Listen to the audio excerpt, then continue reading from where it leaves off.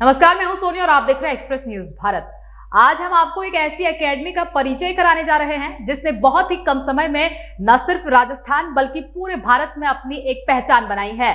2018 में सिर्फ 20 बच्चों के साथ शुरुआत करने वाली ये एकेडमी, जिसमें 20 बच्चों को नीट के लिए तैयार किया गया था, 5 बच्चों ने नीट क्लियर किया। बता दें कि यह एकेडमी न सिर्फ फीस देने वाले बच्चों को बल्कि प्रतिभाशाली बच्चों को भी मुफ्त में शिक्षा देती है। इस संस्थान का नाम हिंदुस्तान शाहीन इंटरनेशनल स्कूल है, जिसकी शुरुआत मात्र 20 बच्चों के साथ 2018 में हुई थी। तरक्की करते हुए 2021 से 22 में 20 बच्चों को नीट की तैयारी भी करवाई। उसमें से 5 बच्चों ने मेडिकल गवर्नमेंट सीट हासिल की। पिछले बोर्ड क्लास के परीक्षा परिणाम भी ऐतिहासिक रहे। 2022 व 23 में 28 बच्चों को नीट की तैयारी करवाई गई। 6 से 7 बच्चों की इस बार गवर्नमेंट मेडिकल सीट हासिल करने की उम्मीद है। यह संस्थान फीस देने वाले बच्चों के लिए नहीं, जरूरतमंद प्रतिभाशाली गरीब बच्चों को निःशुल्क शिक्षा भी देते हैं। इस दौर में जहां चारों तरफ नफरतों का बोलबाला है, ऐसे में धर्म और जाति से ऊपर उठकर इंसानियत के नाम पर हिंदुस्तान शाइन एकेडमी के डायरेक्टर गुलिस्ता परवीन ने दिनेश वैष्णव, जो बहुत गरीब परिवार से हैं, जिनको नीट की निःशुल्क तैयारी करवाई, विष्णु को अपने घर रखा, कोई चार्ज नहीं लिया। आज उसकी नीट में 640 अंक प्राप्त करने की संभावनाएं हैं और डॉक्टर बनने की पूरी उम्मीद है। इस बार राजस्थान के अलवर जिले के एक छोटे से गांव का स्टूडेंट रिजवान, जो हिंदुस्तान शाहीन एकेडमी द्वारा स्कूल फीस के साथ साथ रहने खाने की व्यवस्था भी निःशुल्क की गई। उम्मीद है यह बच्चा भी डॉक्टर बनकर जरूरतमंदों की सेवा करेगा। वहीं आपको बता दें कि पूजा कुमावत जयपुर की रहने वाली है, जिन्होंने 650 अंक हासिल प्राप्त करने की उम्मीद के साथ साथ बायो में 360 में से 360 अंक हासिल कर रही है। इस साल 6-7 बच्चे गवर्नमेंट सीट प्राप्त करेंगे। यह संस्था की बहुत बड़ी उपलब्धि है। यहाँ पर बच्चों को अच्छे खाने के साथ साथ मोबाइल की पूरी पाबंदी होती है और बच्चों की पढ़ाई के साथ साथ दीनी तालीम पर भी ध्यान दिया जाता है।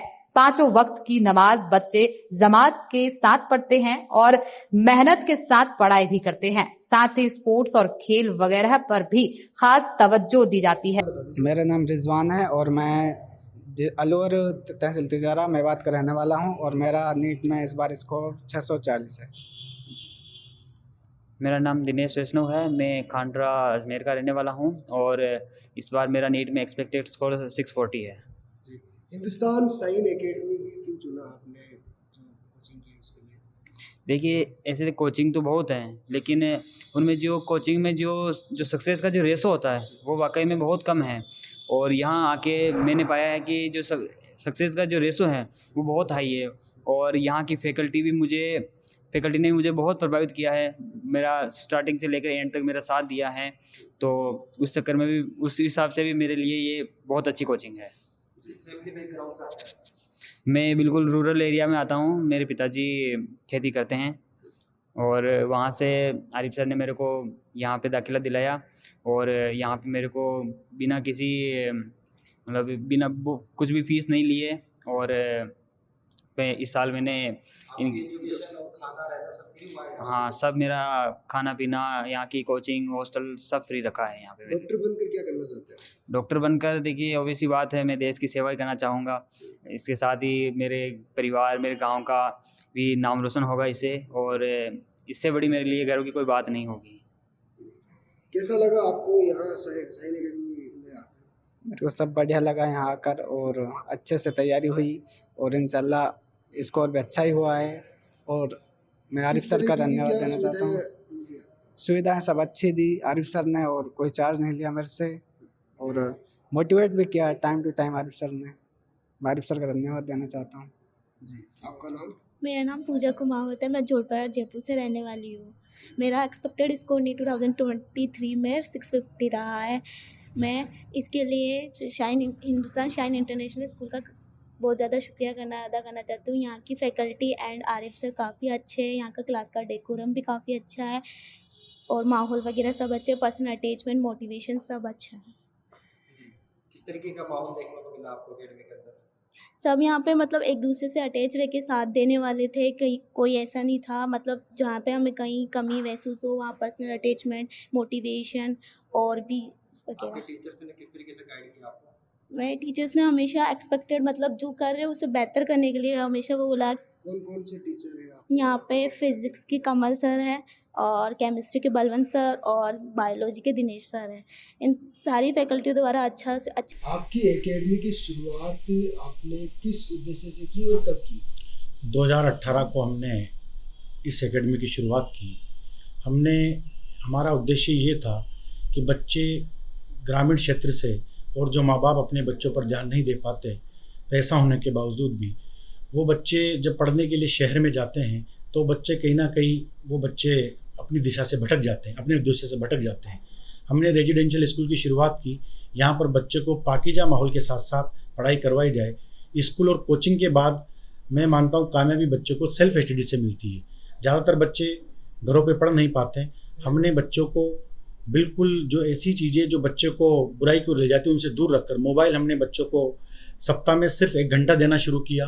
हॉस्टल में, मेरा घर झोटवाड़ा में है और मैं अपने बीवी बच्चों के साथ मैं हॉस्टल स्टूडेंट के साथ, हमारे एकेडमी के स्टूडेंट के साथ हम रहते हैं। और हम रात को जब सेल्फ स्टडी होती है तब भी बच्चों के साथ टीचर होते हैं, क्योंकि सिलेक्शन जो होता है वो कोचिंग का रोल 15% 20% हो सकता है, लेकिन जो बड़ा रोल सिलेक्शन में होता है सेल्फ स्टडी का होता है। बच्चे कितनी भी बेहतरीन, कितनी भी बड़ी कोचिंग में आप तैयारी करवा लें, अगर वो सेल्फ स्टडी नहीं करेंगे वो बच्चे सिलेक्शन, बहुत मुश्किल है उनका सिलेक्शन देना, वो सिलेक्शन नहीं दे सकते। देखिए, राजस्थान में आपका जो रिजल्ट है काफ़ी चर्चा में रहता है, तो क्या कहेंगे इसको लेकर आप?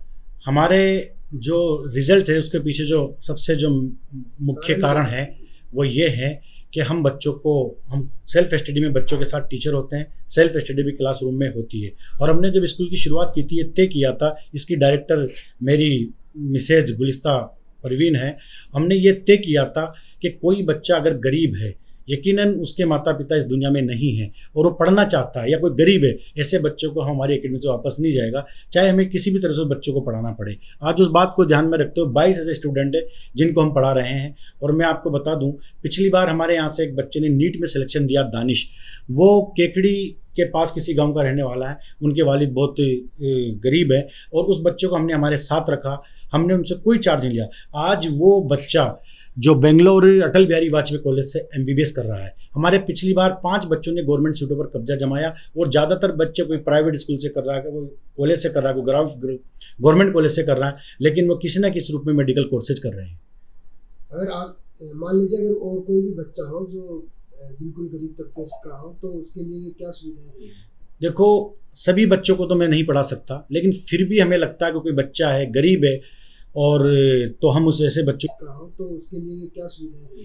देखो, सभी बच्चों को तो मैं नहीं पढ़ा सकता, लेकिन फिर भी हमें लगता है कि कोई बच्चा है, गरीब है, और तो हम उस ऐसे बच्चों की कोशिश करते हैं फ्री पढ़ाए। पिछली बार ही मेरे पास एक लड़का है रिजवान, जो मेवात के तिजारा तहसील का रहने वाला है, वो बच्चा आया, मैंने उससे कोई हॉस्टल का चार्ज नहीं लिया, कोचिंग का चार्ज नहीं लिया, वो बच्चा इस बार 640 नंबर लेके आ रहा है।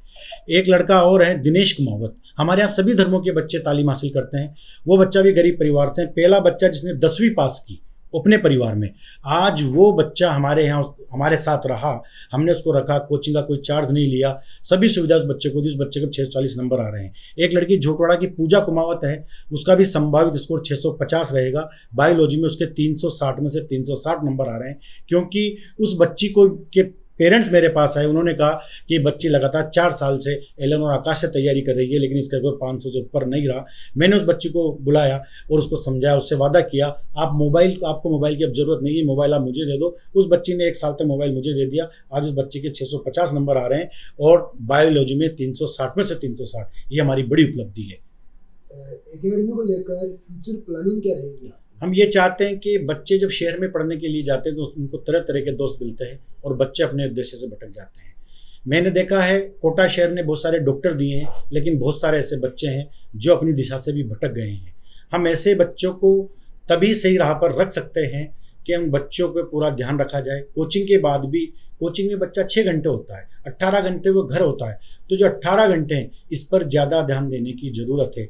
उसी उद्देश्य को लेकर हमने जयपुर शहर में और राजस्थान के और भी शहरों में हमारा ये प्लान है कि हम रेजिडेंशियल स्कूल कायम करें और बच्चों को वहाँ पर रखें, पूरी पूरी जो उनकी गतिविधि उन पे ध्यान रखें और सेल्फ स्टडी पर स्पेशल फोकस करके हम ये चाहते हैं कि अगर ये किया जाए तो बच्चे बहुत आगे जा सकते हैं।